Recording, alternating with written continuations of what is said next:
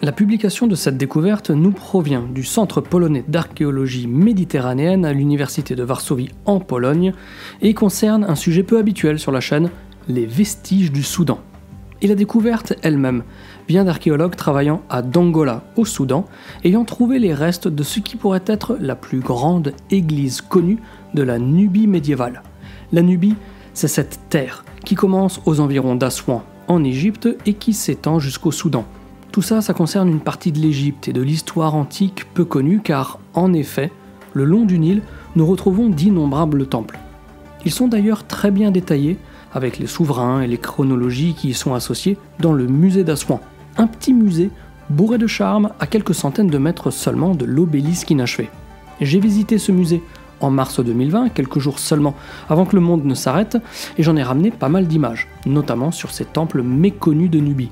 Donc, si ça vous brancherait que j'en fasse une vidéo, n'hésitez pas à me le dire dans les commentaires. N'hésitez pas non plus à vous abonner à la chaîne si vous découvrez mes vidéos aujourd'hui, et n'hésitez pas aussi à me rejoindre sur Facebook et sur Insta pour avoir accès à un contenu complémentaire de celui que je partage avec vous sur YouTube.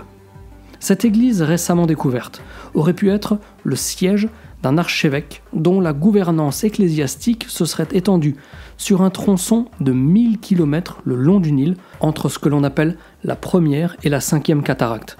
Cette découverte change non seulement notre connaissance de la ville de Dongola, mais aussi la façon dont nous reconstruisons l'histoire de l'église nubienne. Dongola était la capitale de Makuri, l'un des 3 royaumes chrétiens nubiens.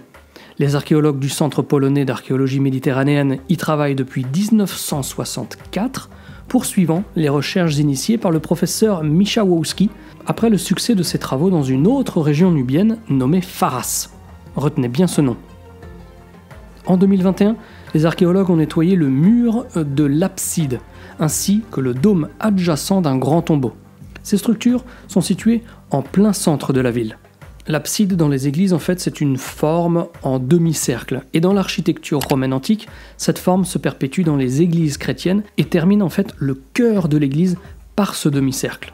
Avec un diamètre de 6 mètres, c'est la plus grande abside découverte à ce jour en Nubie, et avec une largeur d'environ 26 mètres, il s'agit là de la plus grande église découverte à ce jour en Nubie. Sa taille est importante, mais l'emplacement du bâtiment au cœur de la ville l'est tout autant, car nous sommes au cœur de la capitale du royaume de Makuri. Accolée au royaume de Nobati, cette région s'étend du nord du Soudan au sud de l'Égypte, ou du sud de l'Égypte au nord du Soudan, c'est comme vous voulez. La Makuri, elle fut l'un des 3 royaumes nubiens ayant émergé après la chute du royaume de Méroé, réputé pour ses pyramides et ayant dominé la région de l'an -800 à l'an 350 de notre ère. Juste à côté de l'abside, on trouve un grand bâtiment en forme de dôme, mesurant 7,50 mètres. C'est une échelle à laquelle la région n'était pas très habituée.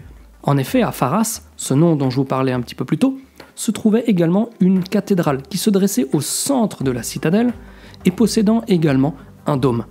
Cependant, il y a une grande différence dans l'échelle des bâtiments. Le dôme de Faras ne possédait qu'un diamètre de 1,5 mètre, tandis que le dôme sur le bâtiment de Dongola mesure quant à lui 7,50 mètres de diamètre, rien que ça. Les archéologues supposent que la grande église de Dongola servait de cathédrale, à côté de laquelle un tombeau de dignitaires, probablement des évêques, a été érigé. La confirmation de cette hypothèse aura des conséquences importantes sur la nubiologie, car jusqu'à présent, c'est une autre église située à l'extérieur de la citadelle qui était considérée comme la cathédrale de Dongola, entre guillemets. Le bâtiment nouvellement découvert se dresse au milieu d'une citadelle entourée d'un mur d'environ 10 mètres de haut pour 5 mètres d'épaisseur. Les fouilles ont montré qu'il s'agissait là du cœur de tout le royaume à l'époque makurienne, avec des églises, un palais et de grandes villas appartenant aux élites ecclésiastiques et étatiques.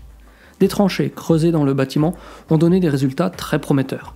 Avec un sondage dans l'abside d'environ 9 mètres de profondeur, il semblerait qu'une immense partie du bâtiment et des peintures retrouvées ou d'inscriptions soient encore sous nos pieds.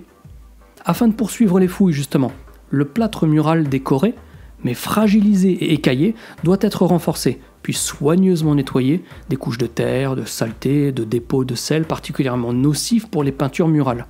Et lorsqu'un toit sera érigé sur cette précieuse trouvaille, il sera alors possible de commencer la conservation esthétique finale de toutes ces peintures.